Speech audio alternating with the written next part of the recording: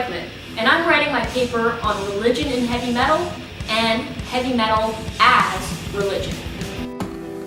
Most of the work I did was attempting to demystify the notion that heavy metal is nothing more than homogenized satanic madness, as many perceive it to be. In doing so, I also make a broader, perhaps more profound point, which is that heavy metal serves as a kind of religion in and of itself. I examined the music of three bands in particular from three different decades. The first one, Black Sabbath, in 1970. The second, Iron Maiden, which was prevalent in 1980. And the third, Pantera, from 1990. I chose these three not just because there's three of the biggest names in heavy metal, but because they discuss notions of religiosity in three very different ways.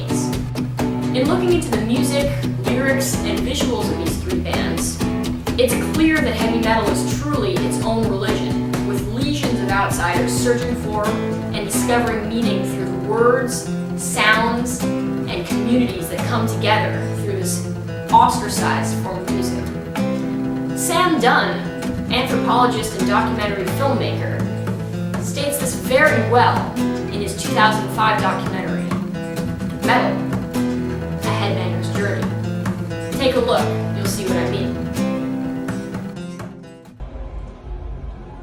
So here we are, 35 years after Black Sabbath first played The Devil's Note, and metal culture is still thriving. A new generation of fans emerged, and the old guard is going strong. But I set out on this journey to answer one question. Why has heavy metal been consistently stereotyped, dismissed, and condemned? And what's become clear to me is that metal confronts what we'd rather ignore. It celebrates what we often deny.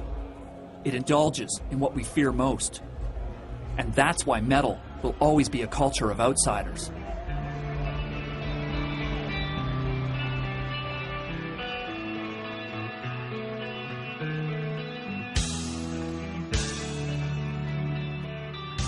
For young people, it's a place to belong where you can experience other possibilities and transcend everyday life in a very glorious way. And it's purging.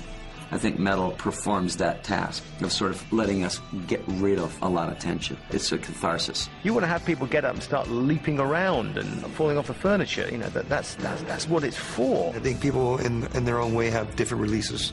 It's something other than your mundane life. It's about the idea that perhaps the way people feel is as important, maybe more important than how they think. I don't really know why it's so important, it just is. And I think I'm a much better person now that I've been listening to metal. It doesn't judge me, it doesn't criticize me, it's just always there for me, always. For metalheads, good, beauty, and truth is up on stage there.